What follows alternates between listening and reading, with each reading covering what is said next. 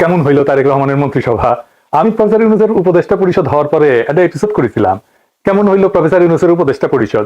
সত্যি কথা বলতে আমাদের সকলেরই একটা প্রত্যাশা ছিল একটা বিপ্লবী সরকার হবে, প্রফেসর ইউনূসের জোশ সরকার, সেটা হয়েছিল না। যাই হোক, তারেক রহমানের মন্ত্রিসভা নিয়ে আমার কোনো উৎসাহ ছিল না। তারপরও একসাথে রাজনীতি করার কারণে কিছু ঘনিষ্ঠ মানুষের মন্ত্রিসভা আছে, ওনারা এখন বেশিরভাগই যোগাযোগ করেন না। আমি তাদের নাম বললে তাদের বিপদ বাড়িতে চাই না, আমি তাদের সাফল্য কামনা করি। এই মন্ত্রিসভায় সবার আমল নামা জানা নাই, তবে এটা একটা ইনক্লুসিভ মন্ত্রিসভা হয়েছে। ইনক্লুসিভ মানে রংধনু না, না না না না না রংধনু না, মানে সবাই নিয়া। এখানে বিএনপি আছে, গণ অধিকার পরিষদ আছে, গণসংহতি আছে, আবার নিরপেক্ষরাও আছে। যেমন ডাক্তার জাহিদ নিরপেক্ষ রাজনৈতিক বিশ্লেষক, সেও বিএনপি সরকারে আছে, তো নিরপেক্ষদেরকেও নিছে। তাছাড়া ইউনূসের সরকারও আছে, যেমন অ্যাটর্নি জেনারেল, আবার গুপ্তও আছে। গুপ্ত গুপ্ত কে গুপ্ত জানেন? জানেন না? হ্যাঁ শুনেন। আপনার সরকারে একজন বিদেশি নাগরিককে আপনি জাতীয় নিরাপত্তা উপদেষ্টা করেছেন। আপনার কি সেই আক্কেল জ্ঞান নাই? একজন বিদেশি নাগরিকের কাছে এই দেশের সেনাবাহিনী নিরাপত্তা সংক্রান্ত রিপোর্ট প্রদান করবে কিভাবে ভাবলেন? খলিলুর রহমান সাহেব কোন নাশপাতি মিছিলে ছিলেন? আপনারা কি দেখেছেন খলিলুর রহমানকে কোনোদিন বাংলাদেশের রাজনৈতিক অঙ্গনে গণতন্ত্রের জন্য, ভোটাধিকারের জন্য, মানুষের সেবার জন্য এগিয়ে এসেছেন? সেই জাতীয় নিরাপত্তা উপদেষ্টাকে আপনি বিদায় করুন। সেই জাতীয় নিরাপত্তা উপদেষ্টা হয় নিজে পদত্যাগ করবে, না হয় আপনি তাকে বিদায় করবেন। এই দেশের নিরাপত্তা সংক্রান্ত কোন জাতীয় দায়িত্ব বিদেশি নাগরিকের হাতে থাকতে পারে না। Wake up to reality. Khalilur Rahman তিনি টেকনোক্র্যাট কোটায় মন্ত্রিত্ব পেয়েছেন। এই অন্তর্বর্তী সরকারের সময় যিনি দায়িত্বে ছিলেন, এটি অনেকের কাছেই একটু খটকা লাগার বিষয় ছিল, অথবা সারপ্রাইজ হয়েছেন অনেকেই। বিএনপি এনসিপি কইতো যে কিংস পার্টি, আর প্রফেসর ইউনূসের সরকারের স্বরাষ্ট্র সচিব তারেক রহমানের মন্ত্রী পরিষদ সচিব, প্রফেসর ইউনূসের অ্যাটর্নি জেনারেল তারেক রহমানের আইন মন্ত্রী, প্রফেসর ইউনূসের নিরাপত্তা উপদেষ্টা তারেক রহমানের পররাষ্ট্রমন্ত্রী, তারপরেও এনসিপি কিংস পার্টি। তো বিএনপি সমর্থকেরা নারী নেতৃত্ব নিয়ে কান তো ঝালাপালা করে দিছিল, মনে আছে না? কেন জামাত নারী ক্যান্ডিডেট দিল না, কিন্তু বিএনপি নারী মন্ত্রণালয়কে দিল একজন পুরুষকে। হ্যাঁ বুঝিস, মন্ত্রী একজন আর প্রতিমন্ত্রী দুইজন, মোট তিনজন। সংখ্যালঘু সম্প্রদায় থেকে দুইজন, তা আবার একজন পার্বত্য চট্টগ্রাম থেকে। ওইটা পার্বত্য চট্টগ্রাম বিষয়ক মন্ত্রণালয়, ওইখানে পার্বত্য চট্টগ্রাম থেকেই একজন মন্ত্রী থাকে। তো হিন্দুরা তো ভোট দিলেন, আপনাদের মন্ত্রী কইয়াডা ফ্রি ফ্রি সার্ভিস আর কত দিবেন? গয়েশ্বর বাবু হেভি চেতিছে মন্ত্রীতে না পাইয়া, দেখেন চেতে মেতে চলে যেতেছে, দেখেছেন?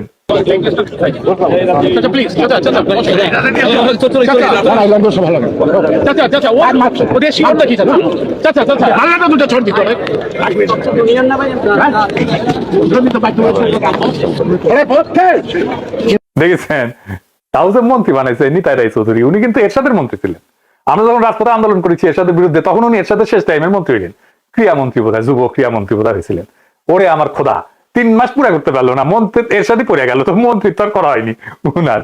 আমি ইয়ারুপসি করিচ্ছি আর কি, যে সুপ্পুর কাছে শপথ দিছে যে আল্লাহ মাফ করে দাও, সুপ্পুর রেকর্ড করা ভালো না, চাইনিজ মালের গ্যারান্টি আছে, সুপ্পুর কাছে শপথ নেওয়ার সরকারের কোনো গ্যারান্টি নাই। হাসিনা 7 মাস টিকেছে, প্রফেসর ইউনূস 1.5 বছর, দেখা যাক তারেক রহমানের সরকার কয়দিন টিকে। আমার একজন কইছে যে প্রফেসর ইউনূসের সরকার ছিল ইন্টারিম, আর তারেক রহমানের সরকার হইতেছে ট্রানজিশনাল। মানে অনেকেই কইতেছে এটা বেশি দিন থাকবে না, মানে কইতেছে এই সরকারের মেয়াদ পূরণ করার আগে কোলাপস করবে, দপাস করে পড়বে দুঃশাসনের জন্য। ক্ষমতা আসার আগে যে জুলুম শুরু করছে, সেটার কথা আর কি বলবো। তারেক রহমান ইচ্ছা করে কোনো বার্তা দিতেছেন না, কর্মী পর্যায়ে শয়ে শয়ে বাড়িতে আগুন দেওয়া হইতেছে, মারধর করা হইতেছে, লুটপাট করা হইতেছে, দোকান বসত বাড়ি ভাঙচুর করা হইতেছে, খুন করা হইতেছে, এমনকি ধর্ষণ করা হইতেছে। সেটা আবার চাপাও দিতেছে তারেক রহমানের চাকর বাকর যে সাংবাদিক গুলো আছে, সেগুলো কোনো স্যাদ ব্যাদ নাই তারেক রহমানের। উনি সম্প্রীতি দেখাইতে যাইতেছে, বিরোধী দলের নেতাদের বাসায়, নাইদের বাসায় যাইতেছেন, শফিক সাহেবের বাসায় যাইতেছেন, কিন্তু কর্মীরা যে জুলুম করতেছে অন্য দলের উপরে, সেটার ব্যাপারে কোনো ভ্রুক্ষেপ নেই। জামাত এনসিপির ভাইরা আপনাদের বলি, জুলুম কলে চলবে আপনাদের উপরে, এটাই উনার প্ল্যানের অংশ। জুলাইয়ের সাথে যুদ্ধ উনার প্ল্যানের অংশ। আপনি বিএনপি আলাদার আলাপগুলো দেখেন, আমার আর ইলিয়াসের সোশ্যাল মিডিয়া ইউটিউব বন্ধ করে দিবে, হাদির কবর উড়াই দিবে, আমাদের ধরে নিয়ে গিয়ে বিচার করবে। যে সবচেয়ে ভদ্রভাবে কথা বলতেছে বিএনপি, সেও বলতেছে অনেক হয়েছে, এবার থামেন, দেশটাকে শান্তি দেন, চুপ থাকেন। চুপ করানো হইতেছে সবচেয়ে ভদ্র অ্যাপ্রোচ তাদের। মানে একটা সরকার, একটা রাজনৈতিক দল, তার কোনো বিরোধিতা থাকবে না, আমরা কোনো কথা বলবো না। যেহেতু আমরা সরকার বিরোধী, তাই আমাদের কথা বলার কোনো অধিকার নেই, আমাদের চুপ থাকতে হবে, কারণ দেশে এখন শান্তি দরকার। এটা তারা সহ্য করবে না। শেরপুরে মাওলানা রেজাউল করিমকে খুন করছিল না বিএনপি, আজকে বিএনপির নেতা কর্মীরা ওই ঘটনায় জামাতের 122 জন সহ অজ্ঞাতনামা 300 থেকে 40 জনের নামে মামলা করেছে। চিন্তা করেন কি তামাশা! মানে আপনার সহকর্মীদের মারবে, আপনার সহযোদ্ধারে মারবে এবং আপনার নামে মামলা দিবে। দেখেন একজন লিখতেছে বিএনপি সমালোচনা করার জন্য পাড়ার বিএনপি নেতা ডেকে নিয়ে কইতেছে গুলি করে দিবে, গুলি করে দিবে। আওয়ামী লীগ কোনোদিন এই কাজ করে নাই, দেখেছেন? তারেক রহমানের নিয়ে কোনো কথা বলা যাবে না। পুলিশ আবার আগের অবস্থা ফিরে আসিছে, দেখেন অ্যারেস্ট করবি, দেখেন পুলিশের রোয়াব। আপনি কি করেন? আপনি শুনেন, দেখি ভাই কি করেন আপনি? দেখি আপনার আইডি কার্ড বের করেন। ভাই দাঁড়ান, কি বলছেন? আমি বলছি যে ভাই রাস্তায় যান, আপনারা কি জানেন কিনা এই বিষয়টা আমি বলছি। হ্যাঁ, তারপরে কি বলছেন? তারেক রহমান বিষয়ে কোনো কথা বলছেন? আমি যদি তারেক রহমান তাহলে আপনারা ইয়ে না, কে করতেন না? উনি প্রশ্ন করছে গাড়ি ঘোড়া কম চলতেছে কি জন্য, হ্যাঁ। কম চলতেছে কি জন্য। আমাদের একজনে বলছে যে আমরা তো এরকম জানি না, আমাদের এরিয়া তো কি কেতানা এলাকা আমাদের এরিয়া। উনি প্রশ্ন করে যে আপনারা তাহলে কি করেন, কি করেন? আমাদের তারেক রহমান মারা যায় তাহলে আপনারা যাবেন না, রেসপন্স করবেন না। আমার প্রশ্ন হলো এখানে তারেক রহমান মারার প্রসঙ্গ কেন আসবে? এই কথা তার কেন আসবে? দেখেছেন? আর বিভিন্ন জায়গায় আওয়ামী লীগ অফিস খুলে বসতেছে, অফিস খুলতেছে, তাদের অফিস খুলে হইতেছে। বিএনপির লোকেরা অফিস খুলতেছে, আওয়ামী লীগের লোকেরা উৎসব করে অফিস খুলতেছে। মনে হয় আওয়ামী লীগ জিতেছে নির্বাচনে, আসলে তো আওয়ামী লীগ জিতেছে। তো এটা তো বিএনপি এবং আওয়ামী লীগের বিজয়। আমি কইছিলাম না দেন না ভোট দানের শীষে, ওটার পাশায় শোয়া আছে, ওটা যখন যাবে না টের পাবেন। দেখেছেন অবস্থা? এবার আসেন কয়টা রত্ন দেখি মন্ত্রিসভা। শুটার ফয়সলকে হাদিরে যে খুন করছিল, ওটা জামিন করানো যে আইনজীবী, সে মন্ত্রিসভায় জায়গা দেওয়া হয়েছে। উই এখন হাদি হত্যার মামলা রাজনৈতিক বিবেচনা মামলা হিসেবে বাতিল করে দিবি। দেখেন ওই দিবি, এই ছবিটা দেখেন, এই যে কাফন মোড়ানো যে লাশটা দেখিচ্ছেন না, ওর নাম তানজিল জাহান তামিম। সুয়েট থেকে পড়াশোনা করছিল, ইঞ্জিনিয়ার, দীপ্ত টিভিতে কাজ করতো। তার একটা জমির মালিক ছিল তামিমের পরিবার। সেই জমির উপরে ডেভেলপার দিয়ে একটা ভবন নির্মাণ করে 9 তলা। ওই ভবনে 27টা ফ্ল্যাট ছিল। প্রত্যেক জমির মালিককে 5টা করে ফ্ল্যাট দেওয়ার কথা ছিল। 3 জন মালিক ছিল, মানে 3 5 15টা ফ্ল্যাট। কিন্তু জমির মালিক এই নিহত তামিমের বাবাকে 2টা ফ্ল্যাট দেয় মাত্র, যেখানে তার 5টা পাওয়ার কথা ছিল, 3টা ফ্ল্যাট মেরে দিছে। এই নিয়ে ঝামেলা হয়। 10 অক্টোবর 2024 20-25 জন ডেভেলপার কোম্পানির দুর্বৃত্ত সিসি ক্যামেরা ভেঙ্গা তানজিলের উপর হামলা চালায়। গুরুতর আহত অবস্থায় দেওয়া হলে চিকিৎসক তাকে মৃত ঘোষণা করে। এই খুনে ডেভেলপার কোম্পানির নাম জানেন? এর নাম প্লেজেন্ট প্রপার্টি। এই কোম্পানি মালিককে জানেন? শেখ রবিউল আলম রবি। তানিম হত্যার 3 নম্বর আসামি ধানের শীষ প্রতীকে ঢাকা 10 থেকে এমপি নির্বাচিত হয়েছে এবং আজকে থেকে সড়ক পরিবহন সেতু মন্ত্রণালয়, রেলপথ মন্ত্রণালয়, নৌ পরিবহন মন্ত্রণালয়ের দায়িত্ব দিচ্ছে তারেক রহমান। দেখেছেন? ট্রেনে বিপ্লবী পোস্ট দিছিল ওয়াকারে পথ বালক, দেখেন। পরে আবার মাল পানি খেয়ে মুছে দিছে, খুঁজেই পাবেন নাই লেখা। প্রফেসর ইউনূসের জামানায় কত যে ধান্দা করেছে ওই তারই হত্যা নাই, কত যে মাল কামাইছে। যাই হোক, শহীদ প্রেসিডেন্ট জিয়াউর রহমানের খুনি জেনারেল এরশাদের পুরা সময় জুড়ে যে বাটপাট্টা উপপ্রধানমন্ত্রী ছিল চক্ষু বিশেষজ্ঞ ডাক্তার এম এ মতিন, তার পোলা মুহিত হয়েছে তারেক রহমানের প্রতিমন্ত্রী। সে কিন্তু আবার ব্রিটিশ সিটিজেন। এই যে দেখেন তার ইমিগ্রেশন রেকর্ড, বাংলাদেশের এয়ারপোর্টে সেখানে জলজল করতেছে ব্রিটিশ নাগরিক লেখা, বাংলাদেশের রেকর্ড। ওই ব্রিটিশ পাসপোর্ট নিয়ে 18 জানুয়ারি বাংলাদেশে পা রাখছিল। তারপরে মনোনয়নপত্র জমা দেয়। তারপরে যখন দ্বৈত নাগরিকত্বের প্রশ্ন আসলো, উই কইল যে কখনোই আমি দ্বৈত নাগরিক ছিলাম না, আমি কখনোই অন্য দেশের নাগরিক ছিলাম না। নির্বাচনের পরে মন্ত্রী হিসাবে শপথ নিল, আলহামদুলিল্লাহ। তো এই মুহিত কিন্তু ডাক্তার, ঢাকা মেডিকেলে পড়েছিল, আঙ্গারে বছর 4 জুনিয়র মনে হয়। এরশাদের আমলে সে একটা আকাম করেছিল। সেই সময় হেভি সেন্সেশন ছিল, এটা খুবই সেন্সেশনাল ঘটনা ছিল আমাদের টাইমে। আমরা তখন আন্দোলন সংগ্রাম করতেছি এরশাদের বিরুদ্ধে। বাপি শাহরিয়ার বলে এক তরুণ সরা কাটছিল, ওই পাড়ায় রাস্তার মধ্যে সাইকেল চালাইতেছিল বাপি, আর রাস্তাটা নিজের মনে করে দ্রুত বেগে গাড়ি চালাইতেছিল এরশাদ আমলের সেই মন্ত্রী মতিন সাহেবের ছেলে এই মুহিতের গাড়ির ধাক্কায় ছিটকা পড়ছিল বাপি। দাদা মেরুদণ্ডের হাড় ভেঙে যায়, প্যারালাইসিস হয়ে পড়ে থাকে, বিছানায় পড়ে থাকে। অবর্ণনীয় কষ্টে ভুগছে বাপি শাহরিয়ার, বিচার পায় নাই, চিকিৎসাও পায় নাই। পরিবারের মুখাপেক্ষী হইয়া একটা তরুণ কতদিন বেঁচে থাকতে পারে বলেন? সে দুঃখে আর গ্লানিতে পরিবারের বোঝা হইয়া থাকতে না চাইয়া অভিমানে আত্মহত্যা করছিল ছেলেরা। এইটা নিয়ে সেই সময় একটা দারুণ মঞ্চনাটক হয়েছিল, খুব বিখ্যাত মঞ্চনাটক হয়েছিল। তখন মঞ্চনাটক কিন্তু খুব চলতো, নাম ছিল 7 ঘাটের কানাকুড়ি। ওইখানে 7 ভাই ছিল আর কি, তার মধ্যে এক ভাই এই বাপি শাহরিয়ার। এই ঘটনাটা ওই নাটকের মধ্যে আছে, মমতাজউদ্দিন আহমেদের বইও আছে, আপনারা পড়তে পারবেন। এই মহিতি এখন স্বাস্থ্য প্রতিমন্ত্রী হয়েছে। ছাত্র জীবনে জাসদ ছাত্রলীগ করতো, মানে হাসানুল হক ইনুর। তখন জাসদ ছাত্রলীগ বড় এবং প্রভাবশালী সংগঠন। ছাত্র দল করে নাই, কখনোই করে নাই। এক ফ্যামিলি থেকে নাকি একাধিক প্রার্থী দিবি না বিএনপি, কতগুলো দিছে দেখেছেন। এই ফ্যামিলি থেকে খালি মির্জা আব্বাস ভাই ভাবির জন্য আর একটা নমিনেশন চাইলেই দোষ, তাই না? এই দুনিয়ায় ইনসাফ নাই কলে, বুঝেছেন মির্জা আব্বাস ভাই? একেবারে কোনো ইনসাফ নাই, বেইনসাফির দুনিয়া। সেই জন্য তো এত ইনসাফ করি। আমাদের একজন বনমন্ত্রী উপহার দিচ্ছেন তারেক রহমান, উনি বনে যায় হেগে আসবেন, একদম পারফেক্ট হয়েছে। ভালুকায় বন বিভাগের যে বন আছে না, এটার জমি উনি খায় ফেলছিলেন। এই উনার পছন্দের ফোনদের আলো রিপোর্ট দেখেন, আরে উপরে দেখেন, উপরে একটা নাম আছে মিজানুর রহমান সিনহা, এটা সাহেব, এটা দেখেন হাইলাইট করে দেখান। নাম দেখেছেন না? এই ভালো কালে বিএনপি বন খেকো আব্দুল আল মিন্টুরে দিছে বনের দায়িত্ব, শিয়ালের কাছে মুরগি বর্গা দিছে। চমৎকার একটা ইন্টারেস্টিং জিনিস দেখাই। আমার এক একনিষ্ঠ ভক্তরে তারেক রহমানের মন্ত্রিসভায় তারে মন্ত্রী বানাইছে বিজ্ঞান এবং প্রযুক্তি মন্ত্রণালয়। ওই হামা কেন অনুসরণ করে বুঝলাম না। তারা গেছে জাতীয় স্মৃতিসৌধে, আইসা ফটো মারিছে, ফটো খিচিছে, তারপরে ফটো ফেসবুকে দিছে। সে ফেসবুকে শেয়ারে দিয়ে বাংলায় তার মন্ত্রণালয়ের নাম এটা কি লিখেছে দেখছেন? বিজ্ঞান প্রযুক্তি লিখতে গিয়া আমার মতো লিখেছে প্রযুক্তি। পরে পাবলিকের হাসাহাসি দেখে এডিট করেছে। শোনেন ভাই, সমালোচনায় ভেঙে পড়বেন না। হাতি চললে কুত্তা ভুক ভুগাবে, আপনি এভাবেই লিখবেন হাসাহাসির মায়ের বাপ, তাইলে দেখবেন একদিন আপনি ঠিকই পাবনা পৌঁছে গেছেন। তো বিএনপি মন্ত্রী সবাই এমন সব রত্ন আছে, হে বিএনপি সোয়াবিন পাড়ি ভান্ডারে তো বিবিধ রতন, কারে ছাইরা কারে ধরি। সুকুমার রায়ের একটা ছড়া ছিল সৎপাত্র, ওইটার সাথে মিল আছে বিএনপির মন্ত্রিসভার। শুনবেন? শুনেন, মজা। শুনতে পেলাম পোস্তা গিয়ে তোমার নাকি মেয়ের বিয়ে, গঙ্গারামকে পাত্র পেলে, জানতে চাও সে কেমন ছেলে? মন্দ নয়, সে পাত্র ভালো, রং যদিও বেজায় কালো, তার উপরে মুখের গঠন অনেকটা ঠিক পেঁচার মতো। বিদ্যে বুদ্ধি বলছি মশাই, ধন্যী ছেলের অধ্যবসায় 19টি বার ম্যাট্রিকে সে ঘায়েল হয়ে থামলো শেষে। বিষয় আশায় গরিব বেজায়, কষ্টে সৃষ্টে দিন চলে যায়। মানুষ তো নয় ভাইগুলো তার, একটা পাগল একটা গোয়ার, আরেকটি সে তৈরি ছেলে, জাল করে নোট গেছেন জেলে। কনিষ্ঠটির তবলা বাজায়, যাত্রা দলে 5 টাকা পায়। গঙ্গারাম তো কেবল ভোগে পিলের জ্বর আর পাণ্ডু রোগে, কিন্তু তারা উচ্চ ঘর, কংসরাজের বংশধর।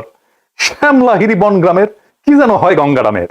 যা হোক, এবার পাত্র পেলে এমন কি আর মন্দ ছেলে।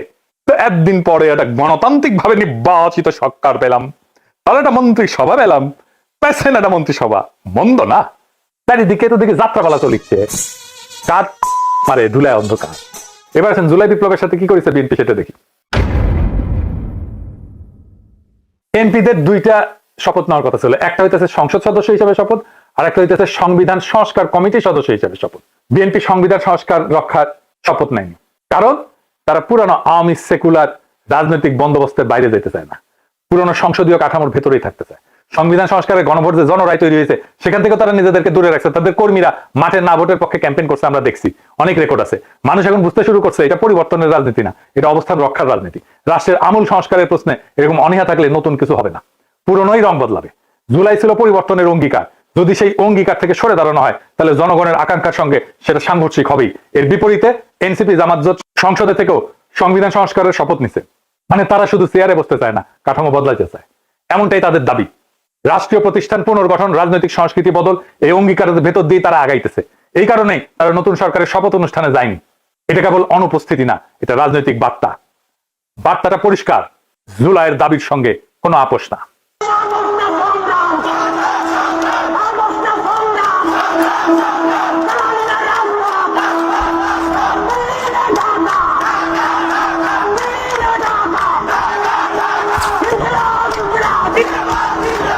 পুরনো বন্দোবস্তের সঙ্গে কোনো আপোষ না, সংস্কার ছাড়া কোনো স্থিতিশীলতা আসবে না।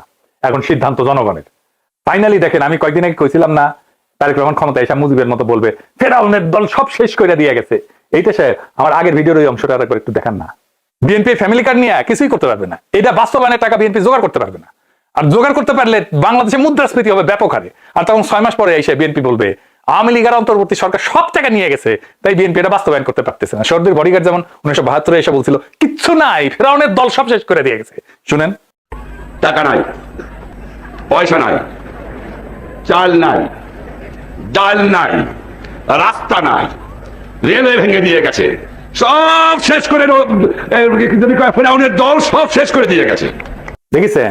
এইবার দেখেন, মোটামুটি প্রায় 2টা খবরের কাগজ, একটা আজকের নিউজ হইতেছে ইউনূস সরকার 23 লাখ কোটি টাকা লোন নিয়ে রেখে গেছে। ভাবটা জানো, ইউনূস সরকার 23 লাখ কোটি টাকা নিজেই লোন নিয়েছে এই সরকার চালানোর সময়। সব খবরের কাগজে একই খবর, দেখেন একটা পর একটা দেখেন, এডিটর দেখেন, দেখেছেন, বুঝেছেন কেন এটা করেছে? কারণ ইউনূস সরকার উল্টাপাল্টা খরচ করে নাই। বিজনেস স্ট্যান্ডার্ডের গ্রাফটা দেখেন, এডিটর সাহেব হেডলাইনটাও করেছে বদনিয়তে, কিন্তু গ্রাফটা এরা ঠিকঠাক দিচ্ছে। প্রত্যেক বছর লোনের অ্যামাউন্টটা দেখান এডিটর সাহেব। ইউনূসের সরকার আগের বছর থেকে 25% লোন কম নিয়ে সরকার চালাইছে। জি, এটা 25% কম লোন নিয়ে দেশ চালাইছে। এই টাকা দিয়া তারা আবার হাসিনার আমলে পাওনা ক্লিয়ার করছে তার এই টাকার মধ্যেই, এবং রিজার্ভ ডাবল করছে। সরকার দেওয়ার আগে অবস্থা যত খারাপ দেখানো যায়, ভবিষ্যতে বিএনপির খারাপ পারফরমেন্স করলে বলতে পারবে ফেরাউনের দল সব শেষ করে দিয়ে গেছে।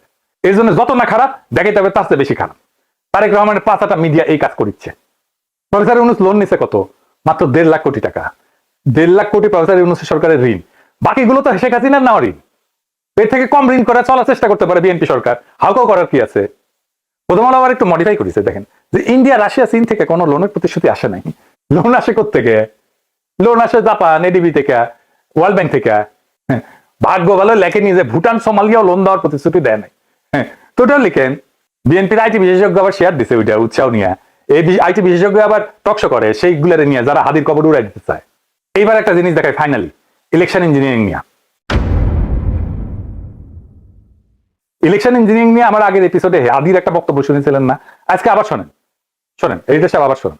এবার যেহেতু আমলারা সিল মারতে পারবেন না, আপনারা দেখেন এই মানে আমার হয় কি, আমরা যখন সিডিএফ এর মতো একটা ভারী ভেন্যুতে কথা বলি তখন এত থিসিস, অ্যান্টিথিসিস, সিনথিসিস এরকম বলি যেগুলো জনগণ কানেক্ট করতে পারে কম। হিসেবটা খুব সোজা হলো যে এই প্রত্যেকটা কেন্দ্রে, একটা কেন্দ্রে মিনিমাম 10টা বুথ থাকে। তো আমরা জানি একটা কেন্দ্রে একজন প্রিজাইডিং অফিসার থাকে, কয়েকজন অ্যাসিস্ট্যান্ট প্রিজাইডিং অফিসার থাকে, প্রত্যেক কেন্দ্রে আবার পুলিং অফিসার থাকে, এবং এই সবাই থাকে ওই উপজেলা বা জেলার লোকজন, মেইনলি স্কুলের টিচার, কলেজের টিচার, মাদ্রাসার টিচার, সাথে কিছু ব্যাংকার, এরা এখানে করেন। ব্যাপার হলো আপনারা এটা খুব কমন স্ট্র্যাটেজি, সেটা হচ্ছে যারা আমরা যাদেরকে হেভিওয়েট প্রার্থী বলি মেইনলি, তারা যেটা করেন 5-7 জন ডামি দাঁড় করায় দেন। ডামি প্রার্থী দাঁড় করাই দিলে হয় কি, তার নামে প্রত্যেক প্রার্থীর নামে আবার পুলিং এজেন্ট দেওয়া যায়, মানে তার নামে এজেন্ট দেওয়া যায়। তো ধরেন আমি নিজেও যেহেতু একজন প্রার্থী, তো আমি প্রার্থী হিসেবে আমার কেন্দ্রে প্রত্যেক জায়গায় আমি একজন করে এজেন্ট দিতে পারবো প্রত্যেকটা বুথে। তো আমার এগেনস্টে যিনি আছেন তিনি যদি আরো 5 জনকে দাঁড় করাই দেন এবং 5 জনের এগেনস্টে আরো 5 জন সে এখানে এজেন্ট দিবেন, তারপরে যেটা হবে পুরো বুথের মধ্যে 10 জনের মধ্যে দেখা যাবে 8 জন বনাম আমার একজন। তো আমার একজন তো সে কুলে উঠতে পারবে না। এরপর ওইখানে সরকারি যে কর্মকর্তা থাকবে সে তো স্কুল টিচার ভাই, সে তো আসমান থেকে নাজিল হয় না, সে ওখানে আসছে একদিনে চাকরিটা করে হয়তো ওই দিন দায়িত্ব পালন করে 3-4 হাজার টাকা পাবে। এখন যেহেতু সেই ওই স্কুলে আবার চাকরি করা লাগবে, তার কোনো শক্তি নাই ওইখানে যারা দখল করতেছে তাদেরকে বাধা দেয়া, কারণ সে স্কুলেও ফিরতে পারবে না, কলেজেও ফিরতে পারবে না। শুনেছেন হাদিজা বলে গেছে, ঠিক তাই ঘটছে কেন্দ্রগুলোতে। আমি এই ক্লিপটা পাইছি, আজকে আপনাকে দেখাই, গতকালকে আমি পাইনি এই ক্লিপটা, আজকে আপনাকে দেখেন হাদিজা যেটা বলে গেছে সেটাই ঘটছে। ছিল ও এখন বাইরে গেছিল, তার জন্য আমি এখানে বসছি, মানে ইউনিভার্সিটিতে বসছি। উনি আসলে উনি আসলেন চলে উনি আসতে আপনার অনুমতি নিয়েছিল, আর একজন পুলিশ এজেন্টের জন্য বসতে যে দাবি করছে। ও উনি আসছে, হ্যাঁ। এটা কার ছবি? আপনার ছবি? হ্যাঁ, তো আপনি যে আরেকজনের হয়ে আসছেন বললেন। আমি আসছি বলতে আমি এখন ওনার পক্ষে ছিলাম, তো আমাকে এখন দেওয়া হয়েছে, আপনাদের কেউ নেই সেজন্য আমাকে দেওয়া। তাদের কেউ নেই? লাঙ্গলের পক্ষে কেউ নেই। আপনি কার হয়ে কাজ করতেছেন? আমি আপনার বলেন লাঙ্গলের পক্ষে আমাকে ভাইয়া বলা হয়েছে, তার পক্ষ থেকে লাঙ্গলের নাই দেখে আপনাকে নিয়ে আসা হয়েছে। আপনি মূলত কোন প্রতীকের হয়ে প্রচারণা করছেন? আমি এখন আসলে তো ওনার পক্ষে আসতেছি। নাকি তো আগে ছিলেন কোথায়? ধানের শীষে। আপনি কোন প্রতীকে? আম প্রতীকের। আম প্রতীক। আপনার প্রার্থীর নাম কি? প্রার্থীর নামটা এখন মনে আসতেছে না। প্রার্থীর নামটা ধানের শীষের পক্ষ থেকে আসা, কিন্তু ওনাদের কেউ নেই। না, ধানের শীষের পক্ষে। আমি তো ধানের শীষের না, উনি ধানের শীষে, আমি আমার প্রার্থীর নাম জানেন না? না, প্রার্থীর নামটা জানেন, এই যে কার্ড সবকিছু ডকুমেন্ট আছে, ওই সেইগুলো। আপনি কি বুঝতে পারতেছেন এখানে কি হয়েছে? দেখেছেন, বিএনপিকে আমাদের একটা কথা বলে দিতে হবে, ক্ষমতা চিরস্থায়ী না। কারো ক্ষমতা চিরস্থায়ী না, না হাসিনার, না প্রফেসর ইউনূসের, না তারেক রহমানের, কিন্তু রাষ্ট্র টিকে থাকে আর জনগণ সব দেখে। বিএনপি যদি সত্যি নতুন বাংলাদেশ বানাইতে চায় তাহলে সমালোচকদেরকে শত্রু বানায়েন না, ভয় দেখায় নীরবতা কিনতে যায় না, মিডিয়া দিয়া এইরকম ন্যারেটিভ তৈরি করেন না যে ভবিষ্যতের অজুহাত তৈরি করবেন। কারণ মানুষ আগের মানুষ নাই, মানুষ এখন হিসাব রাখে, ভিডিও রাখে, স্ক্রিনশট রাখে, স্মৃতি রাখে। জুলাই শুধু একটা মাস ছিল না, জুলাই একটা প্রতিশ্রুতি ছিল, রাষ্ট্র বদলানোর প্রতিশ্রুতি, ক্ষমতার ভাষা বদলানোর প্রতিশ্রুতি। যদি সেই প্রতিশ্রুতি ভাঙেন তাহলে ইতিহাস আপনারে ছাড়বে না।